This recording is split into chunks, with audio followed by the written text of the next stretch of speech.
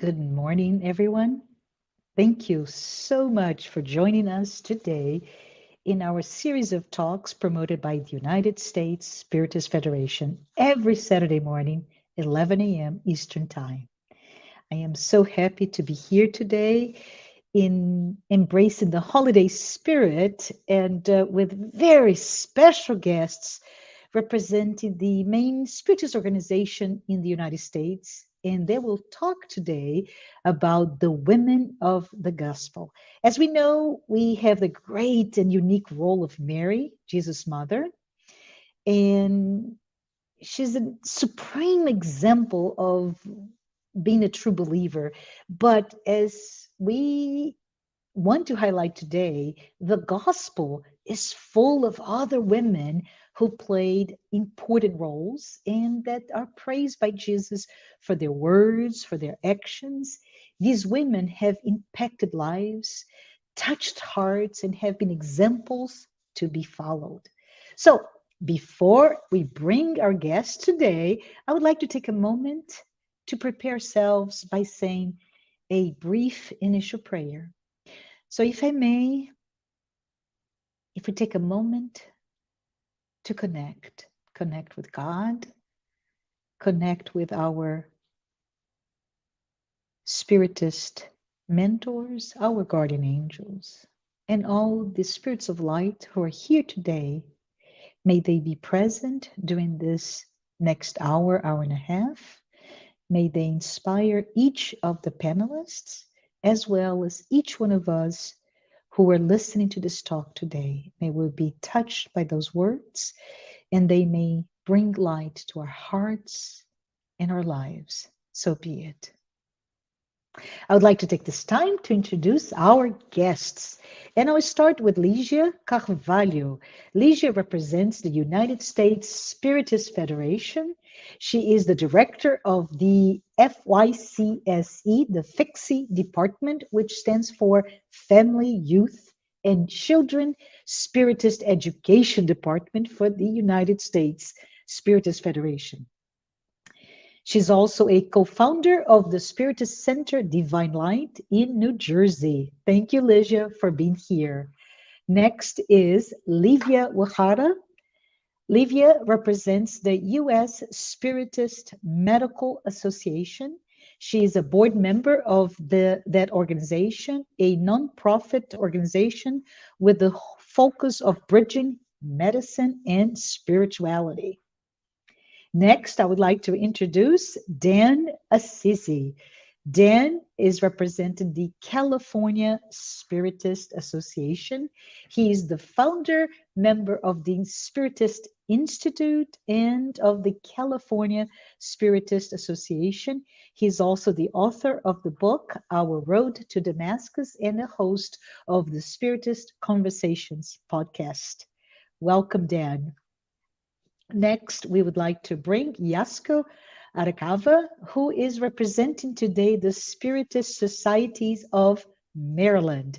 YASCO is a member of the Spiritist Society of Baltimore and a steady contributor to the other Spiritist centers that compose Spiritist Societies of Maryland. Thank you for being here, YASCO. Next, we would like to bring Peter Hayes. Peter represents the Tri-State Spiritist Federation. He is the president of the Spiritist group Love and Light in New Jersey. He's one of the executive director of the Tri-State Spiritist Federation and is also the outreach director of the United States Spiritist Federation. Thank you for being here, Peter. And last but not least, I would like to introduce Marcelo NETTO, who is here today representing the Spiritist Federation of Florida. He is the president of that organization, as well as the president of Liao Publisher and of FEB Publisher. In addition to all of it, Marcelo is the vice president of Conscious Living Spiritist Group. It is such an honor to have representatives of this Spiritist organization.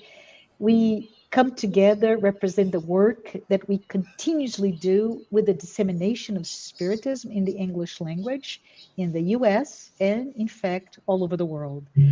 Hi, everyone. So nice to have all of you with us today. Just a reminder to our friends who are here watching this live, please take a moment to write your comments or questions to be addressed to the speakers after the presentation. If there's not enough time to address all questions, since we have so many of us here today, we will give you or remind you to provide that to the United States Spiritist Federation at info@spiritist.us, so you can reach we can reach you with an answer later. And please let us know that we're here today to celebrate the women of the gospel. And we'll start today with Ligia Carvalho. Ligia will bring the studies on Livia Publio Lentulus' wife. Thank you. Good morning, everyone. It's such a pleasure to be here. And, before we get started, this is the book that was used 2,000 years ago to do my research. And I won't lie, when the topic of the women of the gospel came about, I looked for a self-serving purpose. Which women, can I look into? Where can I get some inspiration to help myself as a woman, myself to improve and learn? And I decided to learn more about Livia. I think in the past, a lot of the focus in this book is obviously on Jesus, but on her husband, Publio Lentulus, who we know to be Emmanuel. And I said, how about his wife? And if you look at the life of Livia, it's interesting. There's some, historical facts that is important for us to kind of briefly know, just to help us to have a better understanding of what are, her actions and her response to what was happening in the world at that time in relation to Jesus means. So Livia, she was a patrician, meaning she was a very wealthy, very established Roman woman, married to Publio Lentulus, who was a Roman senator. So they were politically connected. He was very powerful. And she had all the access of finances and comfort and also frivolities. The book comes to tell us that as a society, in that era, the acquisition of slaves and the endowment of responsibility to slaves, not only for the hard jobs, but also for a lot of the house-run responsibilities and child rearing and education, kind of left a space for women of her caste, so to speak, to have access to, frivolities and the luxuries, and to have an idle-minded lifestyle that turned into just pleasures of material things. But the book tells us that Livia, in spite of having access to all these things, her focus really wasn't on it. She was dedicated to her family and her life. And anybody that likes telenovelas or like the gossip stories, you can find a lot of it in here, because Livia had to face many, many challenges, including being falsely accused of infidelity, of having, relationships outside of the home. Her husband didn't trust her, and he basically exiled her in the home. Her daughter was sick, and almost dying.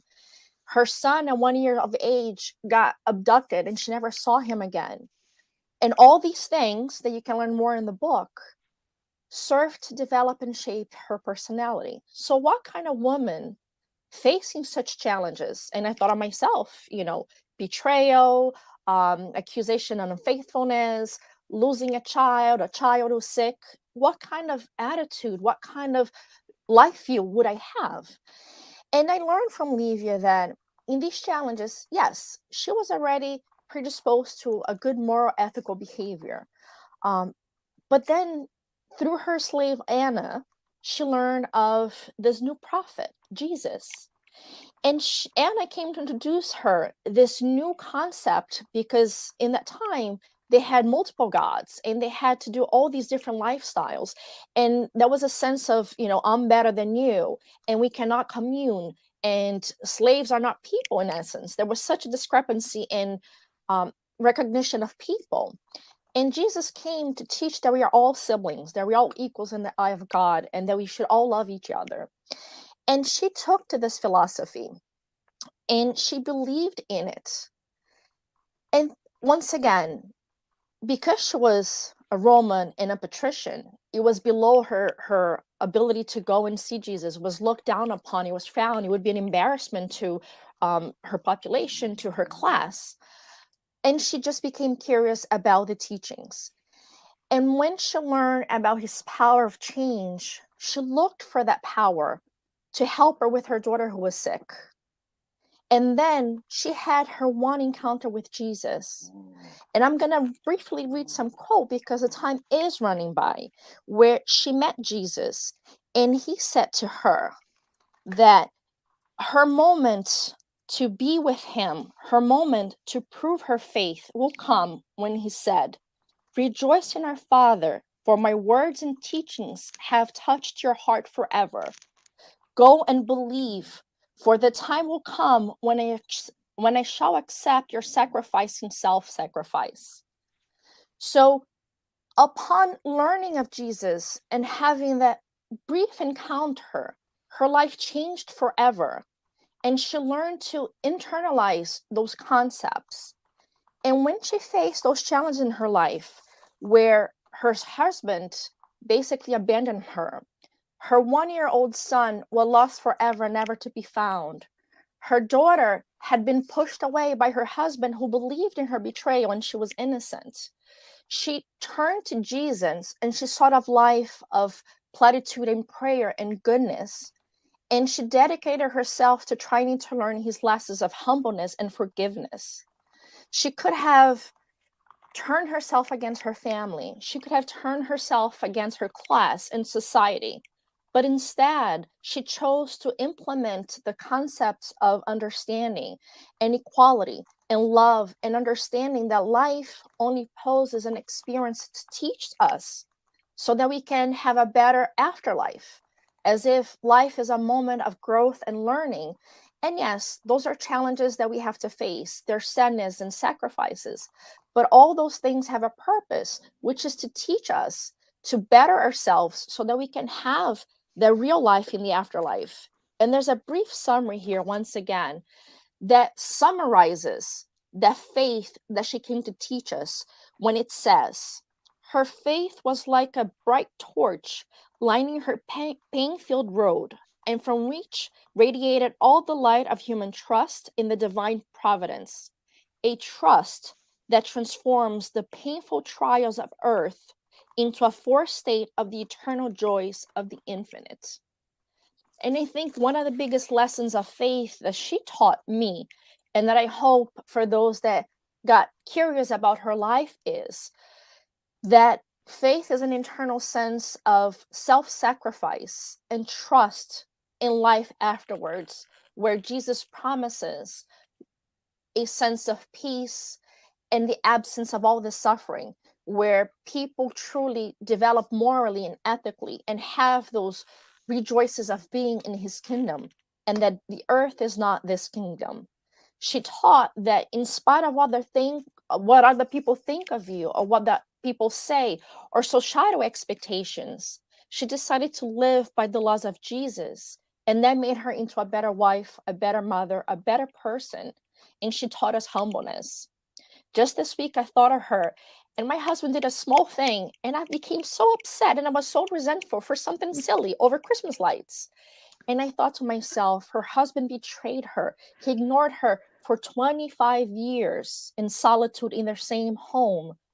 And when her moment came to sacrifice herself in the arenas, because she was taking as one of the Christians and sacrificed in those games and eaten by the lions, not only was she revering God, she was praying on behalf of her husband, who she still loved dearly, and hoping that she could in some way continue to protect and be with him.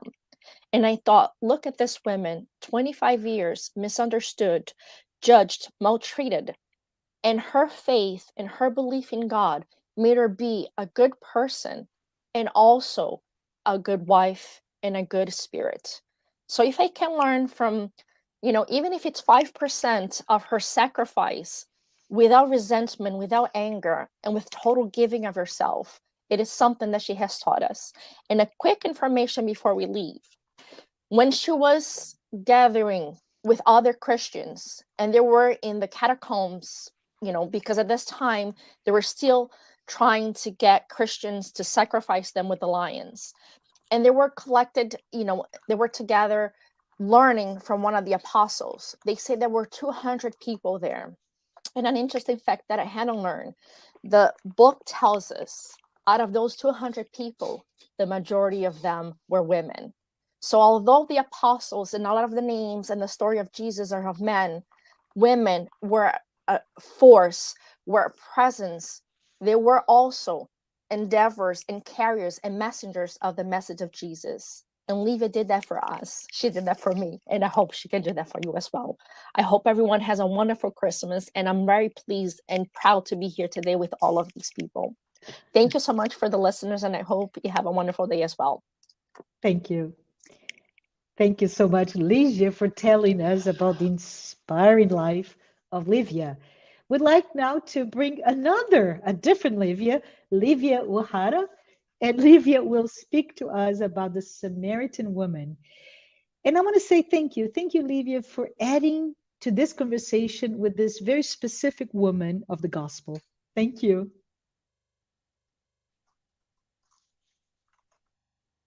You are on mute, Livia. Thank you. Thank you so much. It is a pleasure to be here today, and inspired by Ligia in that thread, I bring another pearl to you, the Samaritan woman. Thank you, João. So at this moment, I would like to ask you to listen and to follow up. For the ones that are not familiarized with her story, I would like to follow with you just briefly because the time runs. But just to put everybody on the same page, what was that encounter between Jesus and the Samaritan woman? So follow with your heart, not only with your reasoning, because we have a lot of symbolic words here and images that we need to use more than our reasoning. So Jesus left Judea and went back once more to Galilee. Now he had to go through Samaria. So he came to a town in Samaria called Sychar, near the land that Jacob gave to his son Joseph. Jacob's well was there, and Jesus, tired by the journey, sat down by the well. It was about the 6th hour. When a Samaritan woman came to draw water, Jesus said to her, "Give me a drink." The Samaritan woman said to him, "What? You are a Jew, and you ask me, a Samaritan woman, for a drink?" Jesus answered her, "If you only knew what God is offering and who it is that is saying to you for a drink, you would have been the one to ask, and he would have given you living water." "Sir," the woman said, "you have nothing to draw with, and the well is so deep. How could you get this living water? Are you a greater man than our father Jacob, who gave us this well and drank for it himself with his sons and his cattle?" Jesus answered, "Whoever drinks this water will get thirst again. But anyone who drinks the water I shall give will never be thirsty again. The water I shall give will turn into spring inside him, welling up to eternal life." The woman said to him, "Sir, give me some of that water, so I may never get thirst and never have to come here again to draw water." The next slide, please. He told her, next slide, John, please. "Go, call your husband and come back." This is really important. Go, call your husband and come back. She said, "I have no husband." Jesus said to her, "You are right when you say you have no husband. The fact is, you have had 5 husbands, and the man you now have is not your husband. What you have just said is quite true." "Sir," the woman said, "I can see that you are a prophet. Our ancestors worshipped on this mountain, but you Jews claim that the place where we must worship is in Jerusalem. Woman, believe me, a time is coming when you worship the Father neither on this mountain nor in Jerusalem. You Samaritans worship what you do not know. We worship what we do know, for salvation is from the Jews, but the hour will come, in fact, it is here already, and true worshippers, we worship the Father in the Spirit and in truth, for they are the kind of worshippers the Father seeks.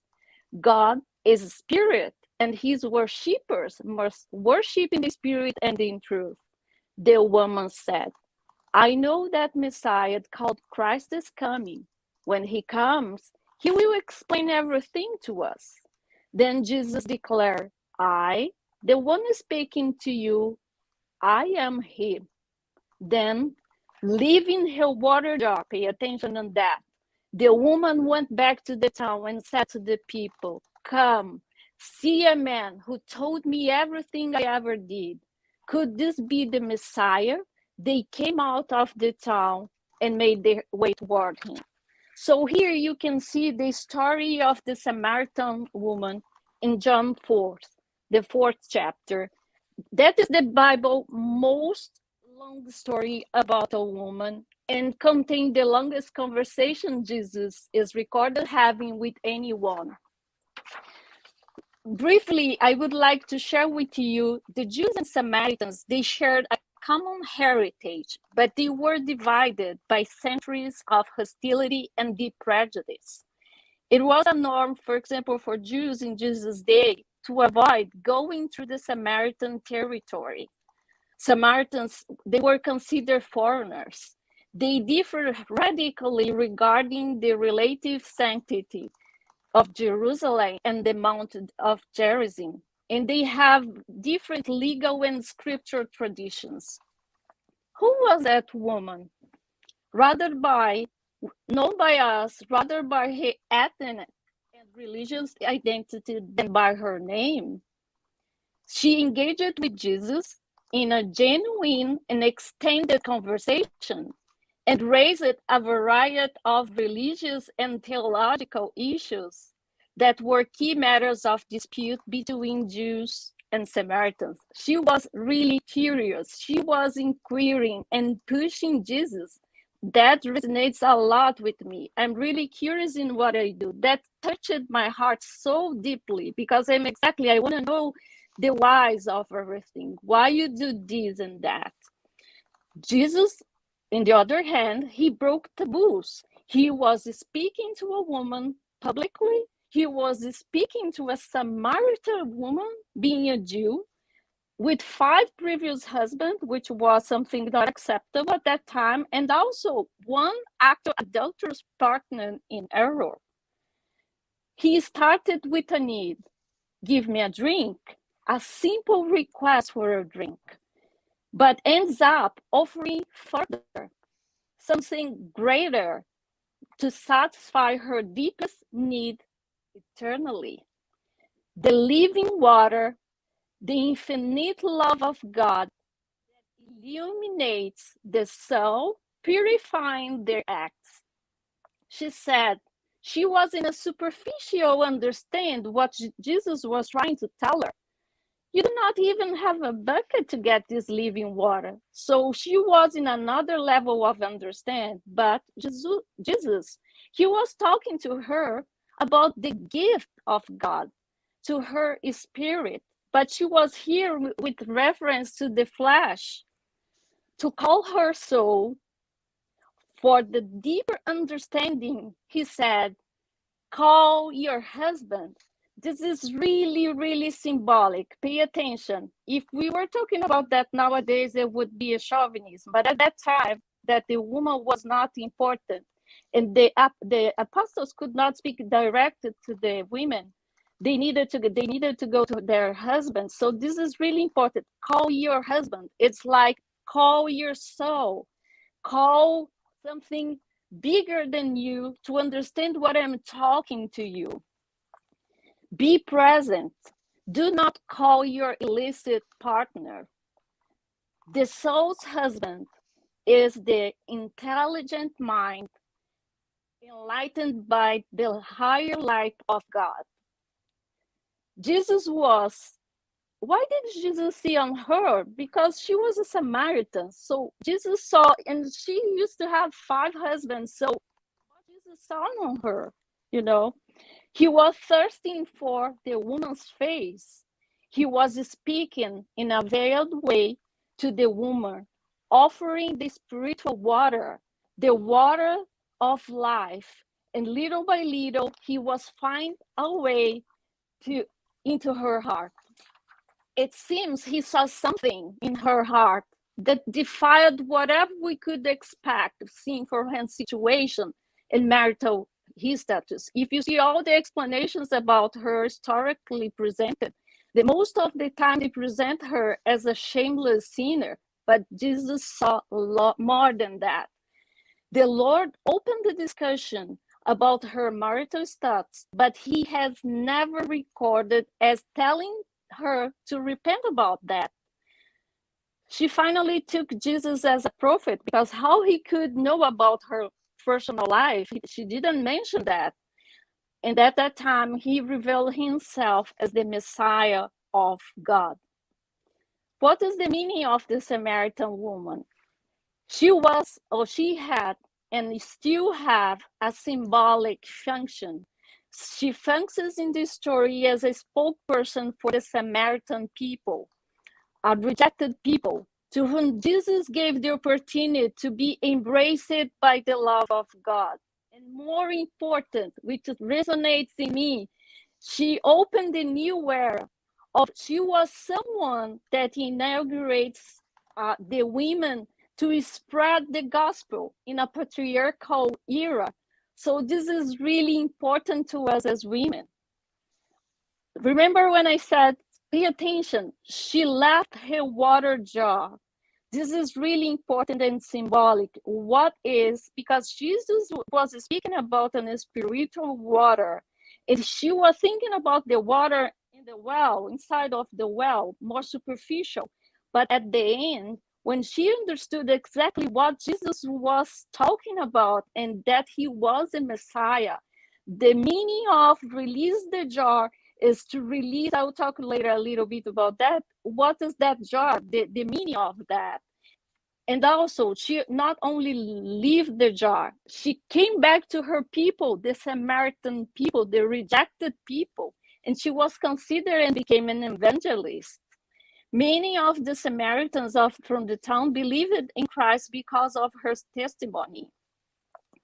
Also, we have, which is not pretty much diffused, the information that we have from our brothers and sisters from the Orthodox Christian Church. Over the centuries, they have traditions handed orally. She was supposed to be baptized as with the name of 14. She is considered in the Easters as a saint. In Russia, she is called Svetlana, and 14 is her name as a saint in the Eastern region in the world. Her mission was not just to spread in Samaria.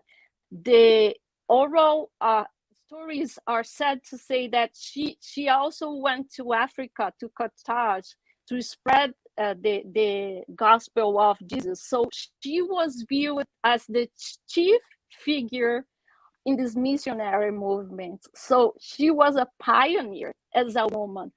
Jesus opened the opportunity to give voice to women in a moment that the women didn't have voice. He was a feminist. She was one of the women that he gave that opportunity to spread that. And as I mentioned to you, what was the meaning of to release the jar? The jar are the transitory pleasures of life, the material things. I'm not telling you that the material things are not important. That is not the message. The message is when we are only focused on that and we forget that we are eternal beings. We are souls, we are spirits, that we live forever. So we need to consider more and more to receive that spring water, that bubbling from the higher power of God. And Jesus is that way. And she showed her that opportunity to spread that bubbling spring water of the love of God. Thank you so much for the opportunity of speaking to you today. Thank you. Thank you, Livia. I am so excited to be here. I have learned about Livia and now about the Samaritan woman. Are we ready to learn about more women in the gospel? I am. And I would like now to turn our conversation over to Dan ASSISI. Dan will speak about Martha, Mary, and us. Dan, can you get started? I sure can. Thank you, everyone. It is a pleasure to be here with you today, partaking in this incredible opportunity for us to celebrate these incredible souls, these women of the gospel who have given so much to us through the millennia, through her wonderful and uplifting stories. One of my favorites is the story of Martha and Mary, which you can see here in this picture, along with their brother Lazarus. And that's how I imagine the three of them, Lazarus, Martha, and Mary, embraced in this lovely group hug, right? Because the three of them were really keen and true followers of Jesus. But you might remember the story of Martha and Mary. And if you don't, you can find it in the Gospel of Luke. And it's just 5 little verses that are so powerful and have the staying power for us. If you remember the story, you will also recall that Jesus was passing through the town after talking to so many people, and he decided to go into Martha and Mary's house, as he often did, and there he talked to people. And if you also recall the other details of the story, you remember that Mary sat at his feet, listening the whole time, while Martha was worried with taking care not only of Jesus, but everybody that was following him, because as you remember, Jesus did not travel alone. So she was really busy catering for everybody that she had to open her doors to in that house. And at one point in time, she gets worried and she asks Jesus to tell Mary to please help her, because she feels overwhelmed, she feels busy, and she feels responsible for taking care of everybody in that place and time, while Mary is just there listening to Jesus. And you might remember Jesus' answer to when he looks at Mary and says, Mary, you worry about so many things. But Martha, you worry about so many things, but Mary has had the better part, because there's only one thing. Few things are needed, but only really one is important.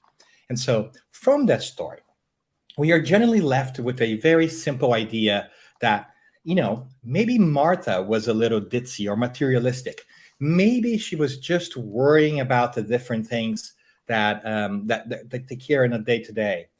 Once we look more carefully, we take a couple of quick lessons that we are going to do really quickly, because we have just a short period of time to dive into such a beautiful story.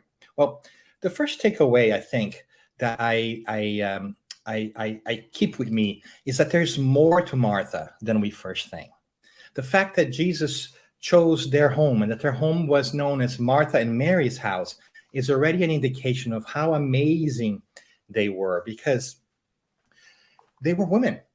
As you might remember, we were even more chauvinistic back then than we are now. So to have the story call your house is already a symbol that they were really well loved. It was not Lazarus' house. It was not husband's house or father or mother's house. It was their house. So they were really regarded well. And so when we look at it, we begin to see that there's more to Martha. She's not just that ditzy person that's taking care of everything around her so that she only cares about material things. She's taking care of people in the way that she knows best. She's feeding them, she's welcoming, and she's putting her heart in making sure that all around people feel welcome and have an opportunity to be with Jesus. And so from there, we start to learn that sometimes we need to look at people differently and not judge them from the first piece. Of course, the second piece that we also see in the story is the idea that there are spiritual priorities. While she is worrying about the house and feeding everybody else, Mary is drinking from the wisdom of spirituality. And sometimes we wonder if perhaps that's also not our story when we worry more about our jobs, paying our mortgage, or perhaps getting that career advancement, that job promotion, or making more money instead of focusing more time on growing personally and spiritually. So in many different ways, the story of Martha and Mary is a reminder to everyday life that there's nothing wrong with taking care of things that are material in nature. We have to do that. We have to take care of our bodies, our minds, but perhaps you'll be best suited to us to take care of our spirits, to seek growth emotionally and spiritually first, because now we know that we are immortal spirits and the things of the physical realm are going to go away, but that who we are will continue with us. So Martha's story really is about spiritual priorities in my eyes. What is it that we choose to do? And what I find really interesting about this story too, and this is the third piece that I will mention, and the last one, is that we talk about Martha and Mary. But if you think about it, Mary does not say one single word in the story. It's all about Martha. It is about what Martha thinks should be done and about what Martha thinks Mary should be doing. And in many different ways, I think that sometimes that's also our story, isn't it? We make our story about other people. We complain that other people are not doing things. We want people to do things that we want them to do in the ways that we want them to do. But the important thing here, which we are reminded by that beautiful penetrating eye and wisdom of the Christ, is that it's not about other people. It's about our choices and what choices we are going to make. And what choices are we making today? Are we comparing ourselves to others? Because that does not really change our lives. What changes our lives is our decision to move ahead, to make better spiritual choices. So, in many different ways, the story of Martha and Mary that we find in the Gospel of Luke, it's really a wake-up call from incredible women in the past that have reminded us about the choices we have today to do in our everyday life.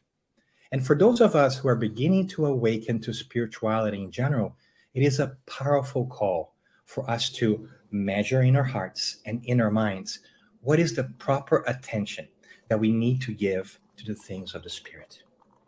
Mary was sitting at Jesus' feet, symbolically speaking, learning. Martha was worried about the things of the material world. And we, in a way, have to be both Martha and Mary. We have to take care of our needs and our desires in the physical world as well, but we have to also not forget that we are immortal beings. And as such, we have to have a perspective of growth, of enlightenment, of love, and of course, of charity towards others from a spiritual perspective. So today, we celebrate Martha and Mary, and we hopefully bring a little bit of them to our hearts to remind us that we can be both and that we have to give proper due to the things of the Spirit. Thank you. Thank you, Dan. What a lesson from that short story found in the Gospel of Luke, especially as we get so close to Christmas, right? We need to understand that we need to be both. So thank you. And now it is my great honor to introduce YASCO ARACAVA. And YASCO will talk about Mary of Nazareth. What a special woman.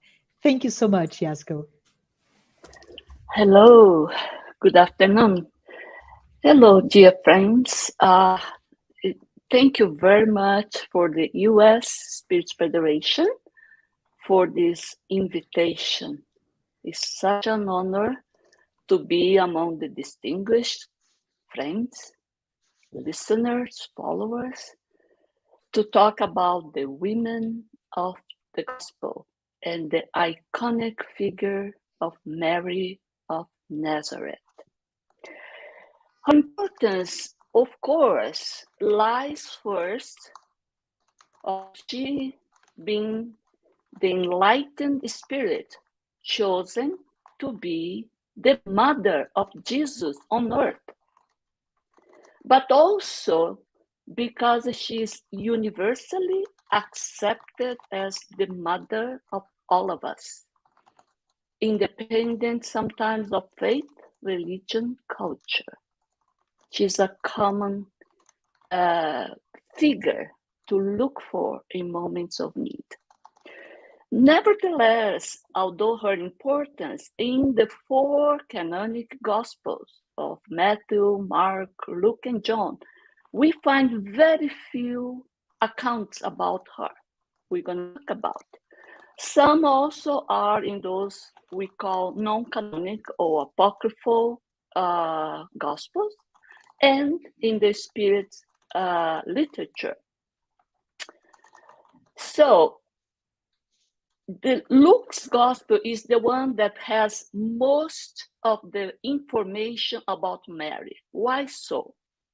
In the book that Ligia presented, Paul and Stephen, dictated by Emmanuel Toshiko Xavier, we learned that Paul, during his many missionary journeys, he started to gather information going through the place where Jesus was ministering, and also going many times to Ephesus to visit directly Mary of Nazareth.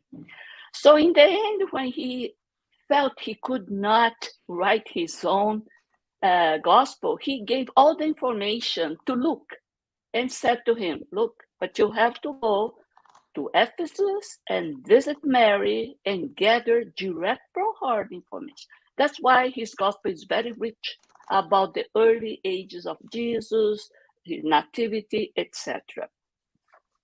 Another important source of information is the book Boa Nova, Good News, from dictated by Humberto de Campos to Chico Xavier. In the last chapter, called Mary, you will find that at the cross, in that extreme suffering, she starts to revisit all her life with Jesus since the birth, childhood, all the interesting events that happened at the temple, around the house, at the carpentry, etc. So we're going to, because of the time, just highlight some passage accounts that may be interesting to say about Mary. There's a lot more. First of all, the coming of Mary as well as Jesus was foresaw by the apostle, many apostles, but especially by the prophets or prophet Isaiah, some 700 years before the birth of Christ, and was confirmed by Matthew in his gospel.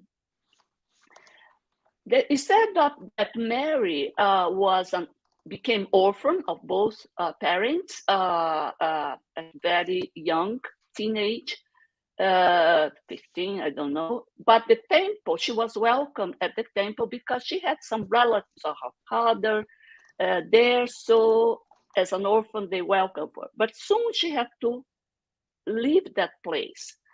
And Joseph, somewhat, was a widower, much older than her, perhaps already married with children, to be her husband or mostly her protector, tutor. So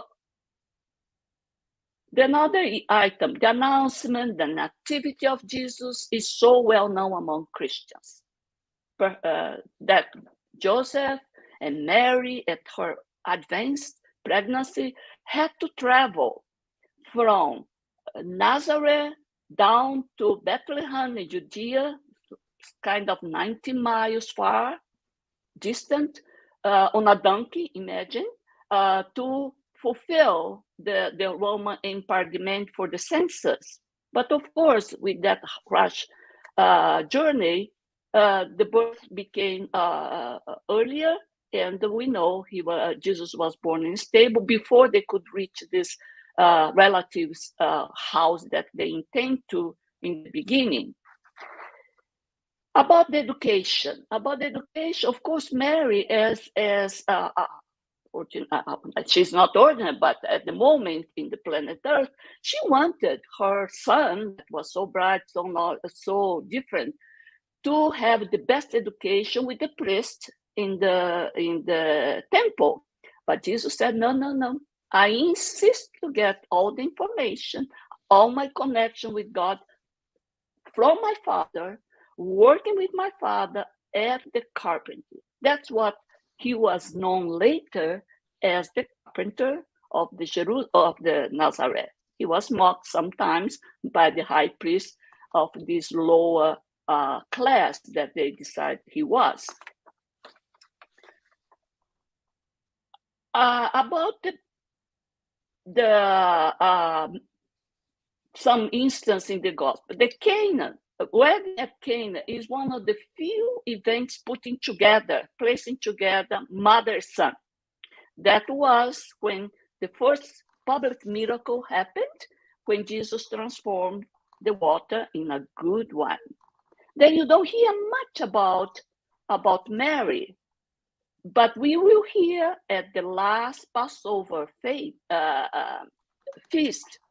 that she was present there, because she was present during the imprisonment of Jesus, and of course at the cross in the company, again, mostly women, sorry, because all the disciples disappeared except for John, the youngest one.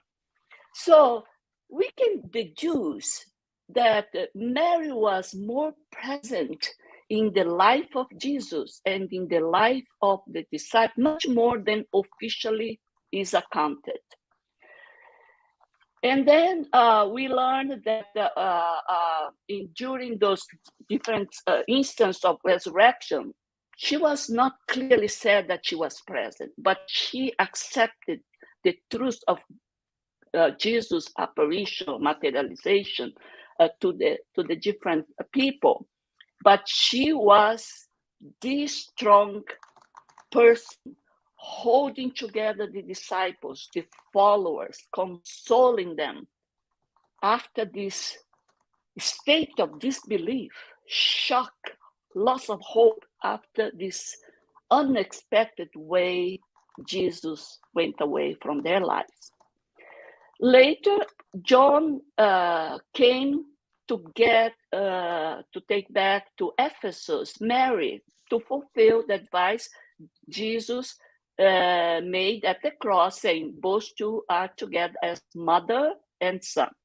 And of course, in there she lived a couple of good years while John was spreading the news and holding the community there. Mary starts to receive an ever-growing line of people, part because they want to know direct from the mother of the master the life, the message from the Messiah.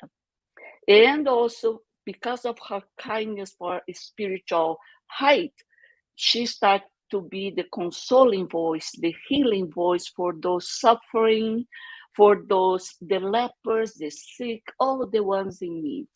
So the line started to grow, and that house became known later, the home of the Santissima, the home of the Most Holy. And one day, when she was very already old, Jesus appeared in that home in the clothing of a beggar, but with a kind voice about the Beatitudes, all these things. She said, it's interesting, this voice I can recognize. And then when he showed the wounds in his hands and the feet, she almost collapsed. And then he said, yes, mother, that's me. That's me. I came here to take you, for my Father wants you to be the queen of the angels in my kingdom. And soon after, of course, she died. And in the Spirit's literature, they show that after her discarnation, she was taken to visit all the places around the Lake Gennesaret and also to Roman prison. And there she consoled all the Christians that were there to be sacrificed. And she asked the young girl to sing. And soon the whole line of the people going to the arena was singing and being really elevated, consoled. And of course, we learn her mission didn't stop there. She is the head of the hospital, Maria de Nazaré and Mansão Esperança, that Ivone do Amaral Pereira describes in her book, Memoirs of Suicide. to rescue, to try to protect the suicidal and the suffering spirits. Thank you so much for listening. Thank you for the invitation. Thanks, Yasko. It is so good to hear about Mary she's portrayed in different stories. And as you mentioned, she is universally accepted, independent of culture, as our mother.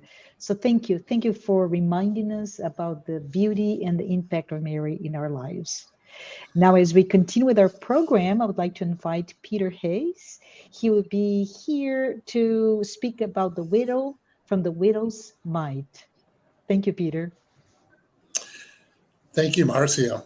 Thank you, everybody. It's a pleasure to be here. The widow's mite.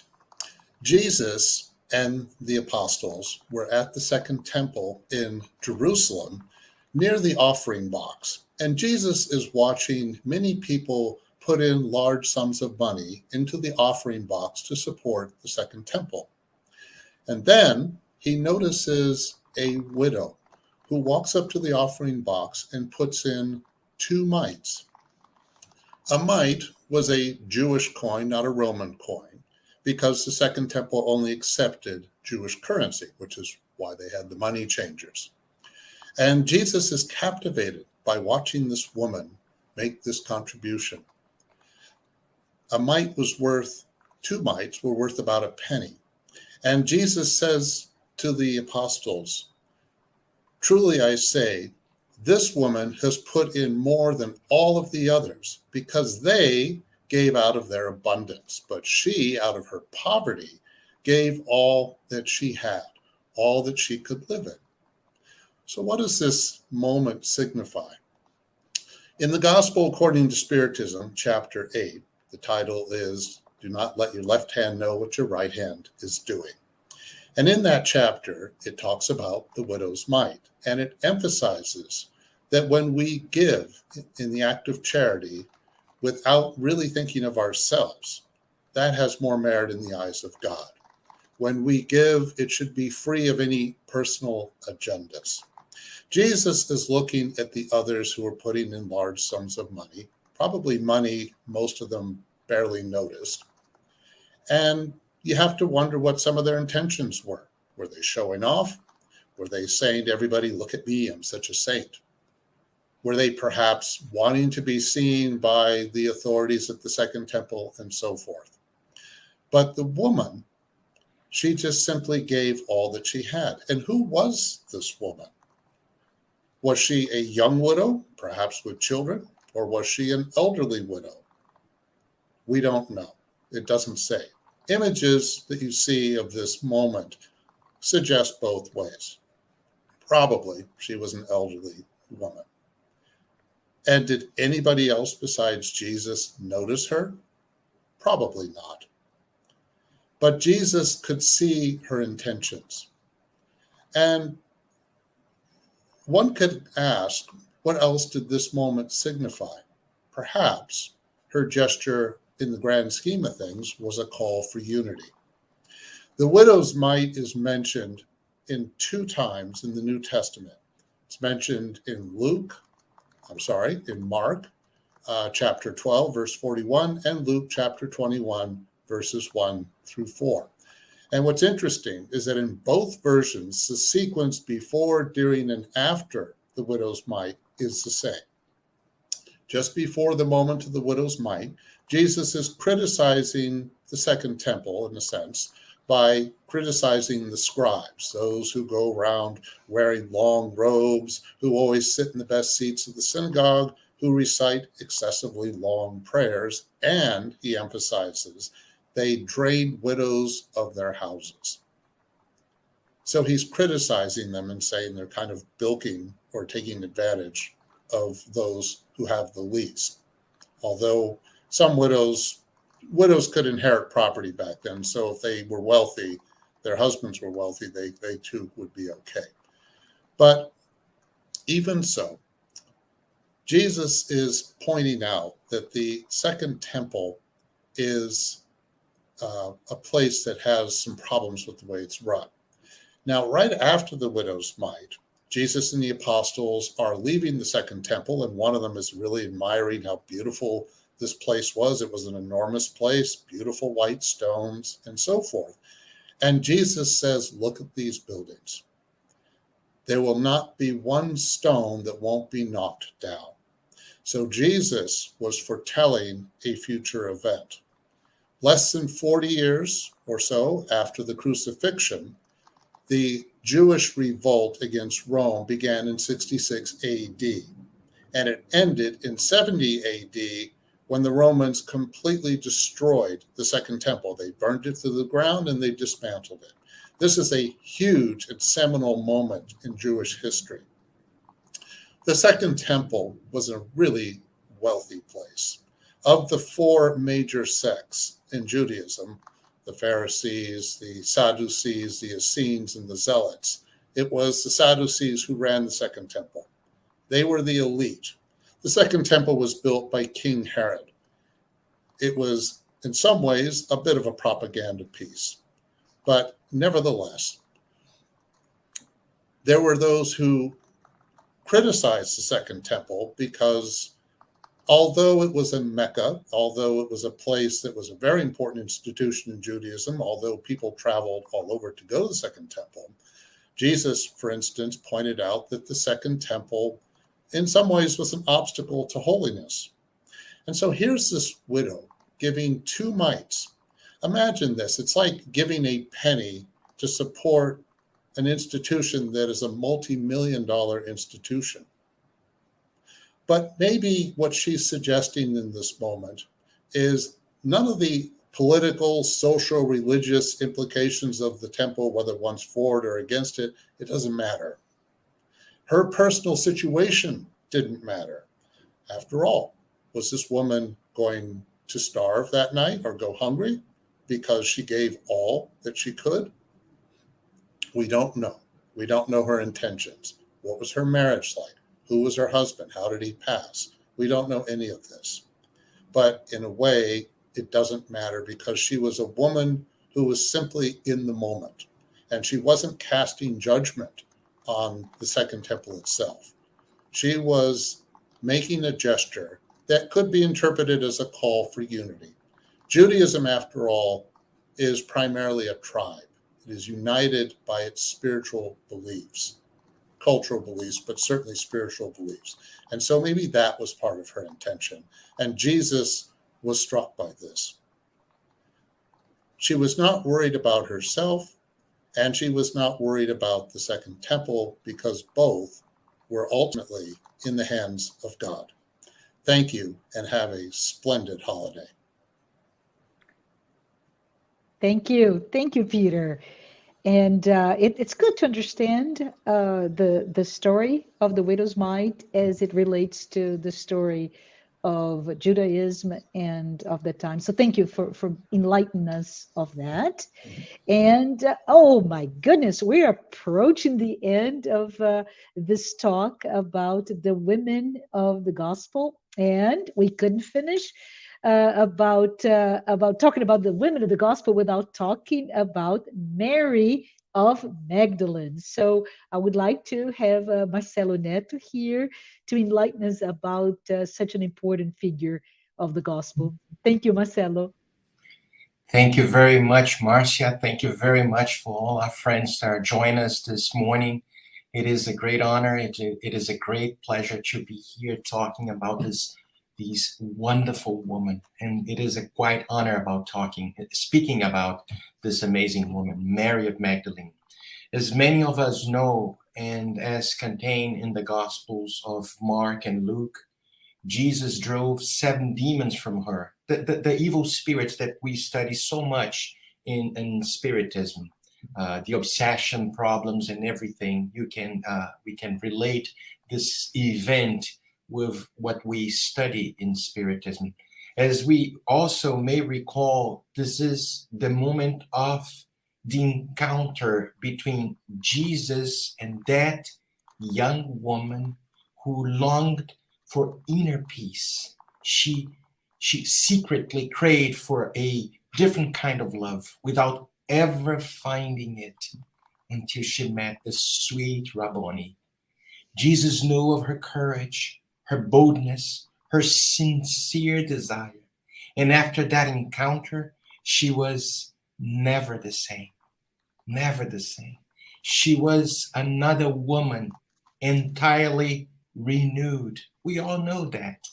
Luke presents Mary as a constant companion of Jesus during his ministry in Galilee and one of his earliest followers. She's also mentioned by name, at least 12 times in all 4 Gospels. And in all 4 Gospels, place her at the cross. That woman with a very sensitive heart who witnesses it all and stayed while many others saw. With an exception of John, they all run away, except for John, Mary of Magdalene, and Mary, mother of Jesus.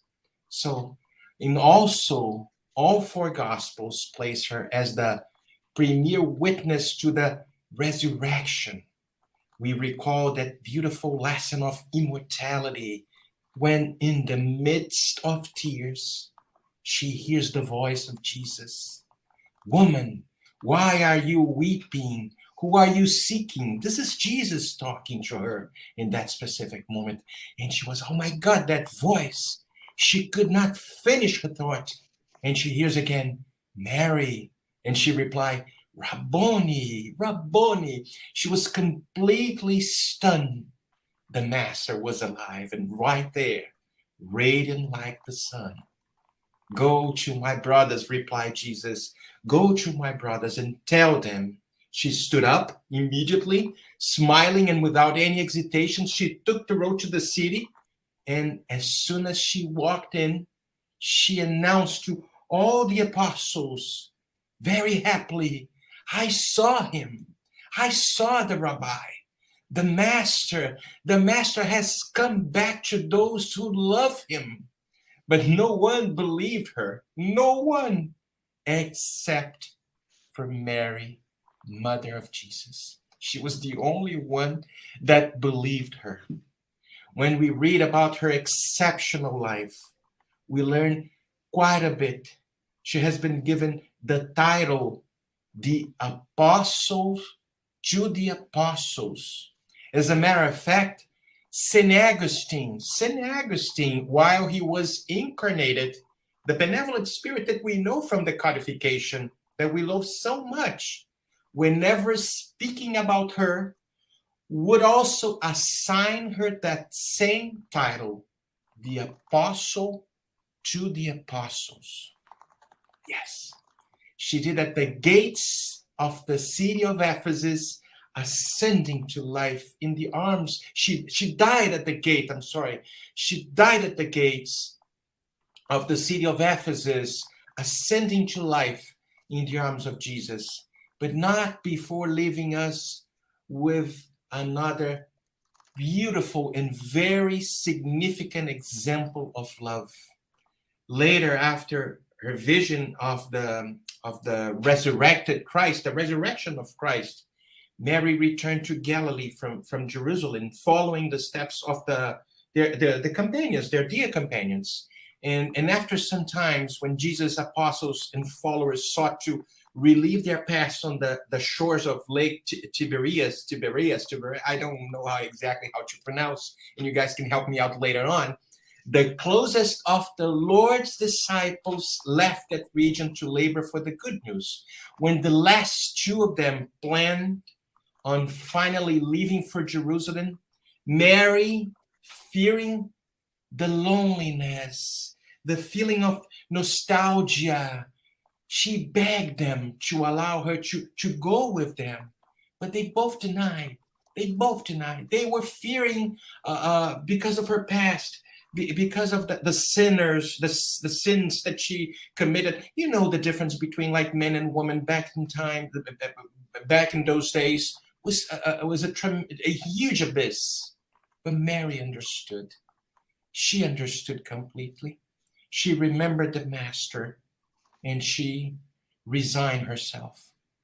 There is in chapter 20 of the book, Good News, one portion that I would like to read because I don't want to lose track of the sequence of my thought. And I extract here a page and allow me to read. I made a few modifications so we can maybe follow along. And in this portion, it says, humble and alone, one day she heard of a group of lepers who had arrived. Feeling tired and sad, they asked for Jesus, but every door was closed to them. Mary went to see them. Feeling all alone herself, she decided to gather them under the trees by the shore and started filling their hearts with the light of the gospel. However, the local authorities ordered the immediate expulsion of the lepers. Mary decided to go with them. The whole group had to spend the night out in the open, but they felt overcome with the joys of the kingdom of God. They were all interested in Mary's descriptions and eagerly absorbed her encouragements, excited by her joy and faith. When they arrived at the city, they were directed to the distant valley of lepers, where Mary entered freely as if she herself was one of them. Her spirit recalled the lessons of the Master and was filled with the courage to do so. From then on, every afternoon, she assembled the group of new friends and spoke to them about Jesus' teachings. She would explain that until his death, Jesus had exemplified the good, teaching that all his followers should take heart to overcome the world. The lepers dragged themselves to be near her and to kiss her simple tunic, her simple clothes. She took them into her fraternal and loving arms as a mother would. It wasn't long before she started showing signs of leprosy herself. She understood this new situation and remembered Jesus' lesson that only those who know how to make sacrifices know how to live. She felt great pleasure for having brought a small glimmer of hope to her companions in suffering. As Mary sensed that her struggles were coming to an end, she wished to visit old friends for her personal circle in Ephesus. John the Evangelist, Mary of Nazareth, they both were there, and she longed to see them one last time. And at her farewell, her companions begged her for some final words of advice, words of recollections, enveloping them with such a great love. Our dear Mary only said, Jesus intensely wishes that we love one another, that we participate in his divine hopes, and that we persevere in the most extreme loyalty to God. Mary of Magdalene, the woman whose experience and complete love for the Master are living lessons that have crossed the centuries, and these lessons will never be forgotten. And this is a little portion of what I have to share with you guys, feeling once again extremely honored to be part of this beautiful group of brothers and sisters. Thank you very much, Marcia. Absolutely. Thank you, Marcelo. I am touched. I'm touched by the stories and the narratives here about all of these women that we highlighted, the women of the gospel, and of course by the discussion that you brought to us about Mary Magdalene. I'm deeply, deeply touched. So thank you, Marcelo. Thank you, everyone who spoke here today. And I believe we have about 5 minutes, and so let's see if we have any questions or comments that we can share with you in the audience. And we do. Freddie Ricardo. Hi, Freddie. He has a question, and I think this is going to go to Marcelo. Marcelo, where did some historians think that Mary Magdalene had a marital relationship with Jesus? I can have like a very short answer and a more elaborate answer. The short answer is confusion. But for trying to answer this question, the Bible gave no hint that Mary of Magdalene had a man and woman type of love relationship with Jesus. But what is important is that Jesus had both male and female disciples in his ministry, which has not very common on that time. So what the Gospels tells us is that Mary went to Jesus' tomb to prepare his body for burial. Yeah? So historically, no woman, this is historically, no woman would touch the naked body of a dead rabbi unless she was family. Jesus was beat and crucified. We all know this. So no woman would wash the blood and sweat off him unless she was his wife. Wait. Perhaps this is where the controversy comes from. What we often fail to understand is that Mary had a very special connection to the Master, the greatest transformation we know of, perhaps even greater than Paul of Tarsus. So that kind of love with capital L's, capital letters, is something perhaps we are still waiting to understand. And we try sometimes to adapt our feelings, our circumstances, the way that we think, to the dignifying moment of the initial times when those Christians following the Master understood something completely different. This is, of course, historians, they have to bring like possibilities, but we don't find, even in the whole codification, in all the works of Chico Xavier, Divaldo Pereira Franco, and many other mediums, nothing mentioned about this relationship. So this is what I have to bring you. So it's a confusion. The mission of the Master was way above this. I'm not disconsidering marriage relationship. Of course, this is not what we intend to say. It just is, it's a different mission, and we do not understand even now. I say sometimes infamy is what draws people to understand more. So maybe that controversy and confusion is for all of us to study and learn about Mary Magdalene. So thank you, Marcelo. Let's see if we have another questions. And Glaucio, hi Glaucio. He has a question. How does the story of the widow's mite, so Peter, be prepared to answer, help us deal with our moments of frustration when we believe that what we do is never good enough?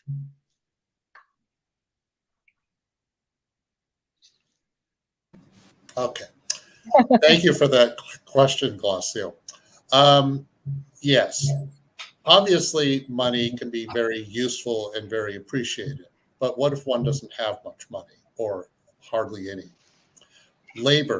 Our labor is very important as a donation. Our time is important as a form of donation. Think about it this way. Jesus, for instance, said, actually it wasn't Jesus, but there's a parable that if you give a hungry person a fish, they will go hungry. But if you teach that person how to fish, they will never go hungry. So when we, for instance, donate our labor or our time, we may be instilling in someone else, or perhaps helping them in some way, that they're more likely to remember in the long run. Again, money's appreciated, but money comes and goes. But people are more likely to remember gestures. And the widow, in giving 2 mites, Jesus noticed the intentions of her and the gesture. Okay. Very good. Thank you. Thank you so much. Let me see. I don't know if we have any more questions. And if not, I would like to say thank you. Thank you. Thank you, everyone who was able to join us live. And for those who Thank have been you. in our weekly Spiritist Talks. And before our final prayer, I would like to remind everyone next Saturday, December 18th at 11 a.m. Eastern Time, as usual, Paulo Bispo and Rafael Rezende will be here with us talking about the role of the spiritual body in disease and health. So I hope to see you next week. And if you have not done so, please take a moment to subscribe to the USSF YouTube channel to get the weekly reminders on the talks. And I would like to humbly ask Livia for closing our moment together here with a final prayer.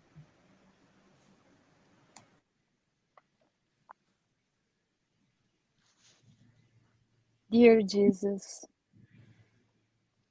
we are so grateful for that important moment when we were together to bring the importance of ordinary people that taught us a lot of important things to change our lives. Thank you so much for opening the door for women, for giving voice to us, to speak about our heart, our soul, to have a space in the society. And today, we congratulate all women that could help us and bring us a lesson to be better people, to help the way we live. Thank you so much, dear Lord. So be it. So be it. Thanks, everyone.